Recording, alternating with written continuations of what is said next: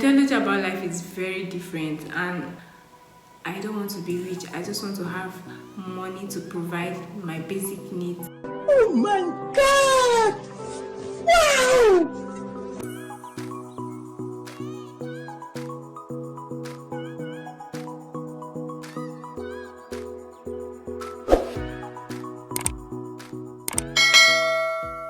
I might call myself weird, or let me say wired differently, and that is simply because what everyone is craving for, what everybody's rushing to get, what everybody feels like, oh, I want this, might not be what I want. What excites everyone might not be what excites me.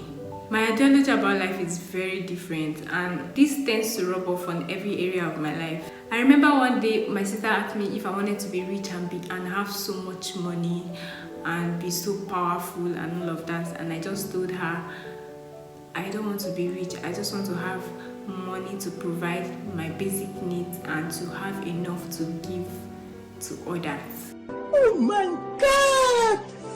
Wow! I mean, I didn't want all those luxury cars or big houses that I know that I'm just going to sleep in one room, you know, or maybe the luxurious cars that everybody's eye is just on you. Like, why will I be the center of attraction? Like, I've never wanted to be the center of attraction. I've always seen myself in the middle. And I think that's just my kind of person. I didn't want all the money, I didn't want all the luxurious cars. I just wanted to be comfortable. Yeah.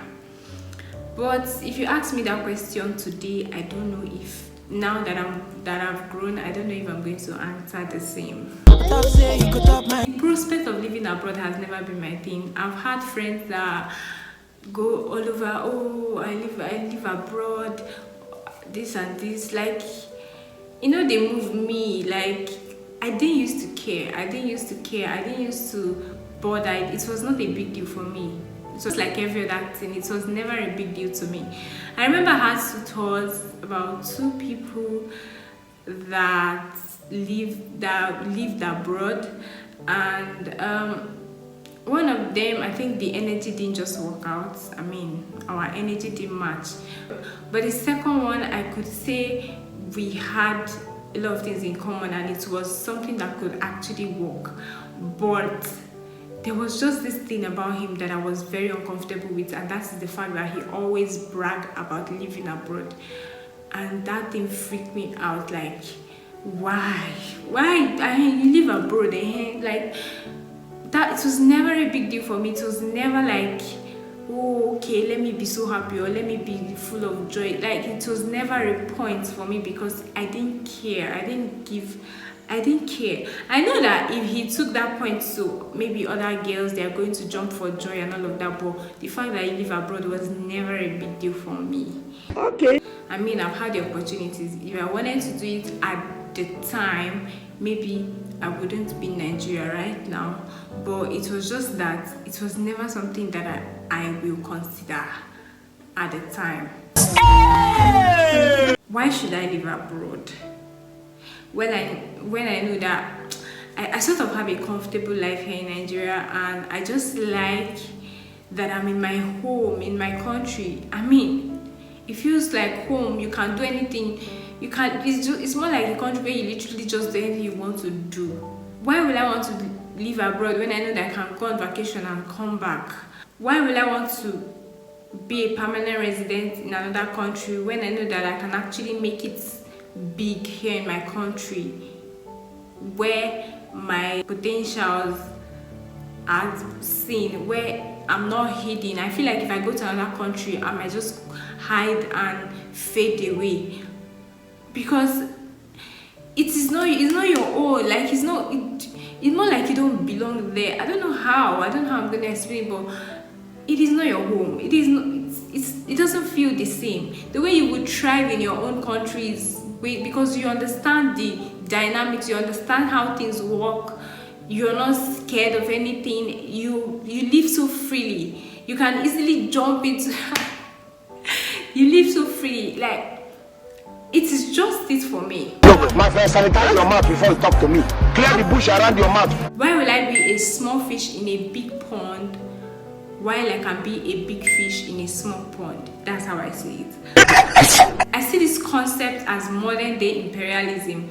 Why not stay here and shine than to stay there and hide and fade away? Nigeria have the most beautiful weather, warm and dry. Even when it's cold, it's not extreme. There are no cases of, oh, don't visit this place, it's too extreme for human habitation, or don't go here, it is too cold. There are no stories like that. And even when it rains, it's so chilled and cold and calm compared to other countries. Am I going to talk about the dry Harmattan season? Very wonderful, very beautiful. In Nigeria, you can wear whatever you want to wear. You can wear your sleeveless and whatever it is, and you're going your way. You can go wherever you want to go, whenever you want to go. From one bed to another, there is bridal shower, there are weddings, child dedication, naming ceremonies, name it. A lot of places, a lot of parties, the hustling, the bustling, the horns, the cock crows. These things are beautiful. These things are nature. Oh my God! Wow! It's always one fun place to another. In Nigeria, you're surrounded with fresh vegetables. You can just walk into the farm and get whatever it is you want. Some of the things we meet in the market are fresh from the farm. Am I going to talk about the support, the family, the friends, people you grew up with from day one? Am I going to talk about, as a woman, you give birth and your family members of your extended families, they come through for you, help you out. I mean, you just bore a child, so everybody is willing to help you do anything you want to do. This kind of luxuries you're not supposed to eat in other countries. You're working jobs in the cold. As a woman, you play the role of the wife, the mother, the plumber, the electrician, the physician. Like, you literally just do everything. And most of the time, you see women getting depressed because all these things can be so overwhelming. They see themselves stocked up and never get fun times. They never get time to have fun. Why will I leave my stability and go for uncertainty, a country that I'm not sure of what to get? Nigeria is my home. And continue.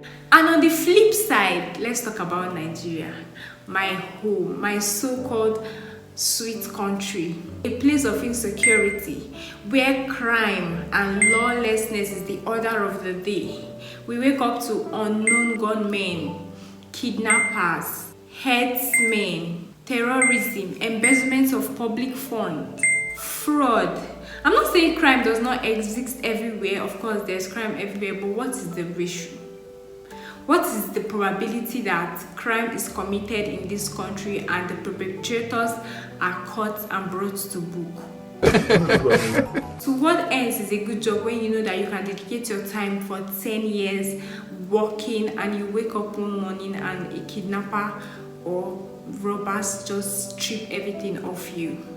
How comfortable is your comfort zone when unknown men can walk into your home, rob you, rape you, desecrate your home, take everything you've worked for, and you will cry and no one will hear you?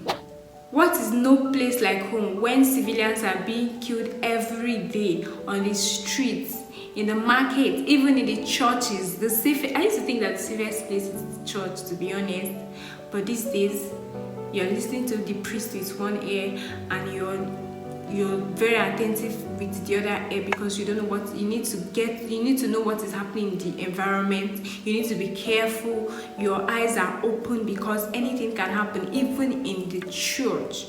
You see, Nigerians doesn't ask for too much. You know, basic amenities like a luxury in this country, just electricity, good roads, good hospitals. That is like the basic thing a Nigerian asks for, and they are even willing to pay. But just these things we ask for, we never get. It just feels like government wake up every day and think of innovative ways to draw the country back. The people has lost hope in government. Everybody is fending for their self at the moment. It is like a deliberate attempt to keep its people in misery, in poverty, illiteracy, and then during election, they will bring their money and wave it at the faces of the mass, the poor people, and they sell off their votes. Why is there fuel scarcity in an oil-producing country? Why are our universities shut down? Why are the students at home? And politicians post with their children schooling in other countries on social media. For what to happen exactly? Why are our doctors and medical personnel all relocating? La malaria. Why do we get just 4 hours of electricity? I mean, that's like the average. Some people don't even get to see electricity at all, and they run the generator 24 hours, even in fuel scarcity, just to maintain their business. Why are you taking menial jobs? Why are you asking stupid questions? And these days, people that went to school and graduated come out, start to learn skills from people that didn't even see the 4 walls of university. Crimes are getting higher because the youths have nothing to do. They tend to put their hands in just anything they see. This whole system is structured to frustrate its citizens. Anything that is easy and seamless can never be adopted in Nigeria. To get your voter's card, you suffer. To get your national ID, another suffer. To get your driver's license, your international passport is always a big deal. These things will frustrate you. And then I keep asking myself, this thing that I believe in, oh, I don't want to live abroad, you know, apart from it just favoring me, what about my children? What is the probability that they are going to survive or even pass through school in this kind of frustrated system? How long is it going to take them? Am I going to look back and say, yes, I'm happy, or am I going to look back and regret my decisions?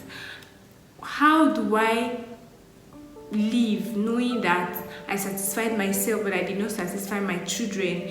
Because I don't know what this country will become in the next 5 to 10 years, considering what is going on right now. Am I being fair to them? Am I being selfish? You know, what I've done here is telling you the advantage of and the disadvantage of living in Nigeria and in the diaspora. Let me know where you belong. Are you team, we are going to die here, it is our country, I am living here, I'm going to be a carpenter, I'll repair my country? Or are you team, pack my load and Japa and not do again? Let me know what you think in the comment section. Thank you guys so much for watching. If you really do enjoy this video, please give it a thumbs up and subscribe if you haven't. Turn on your bell notification so that you get notified each time I post a new video, and I'll see you all in my next one.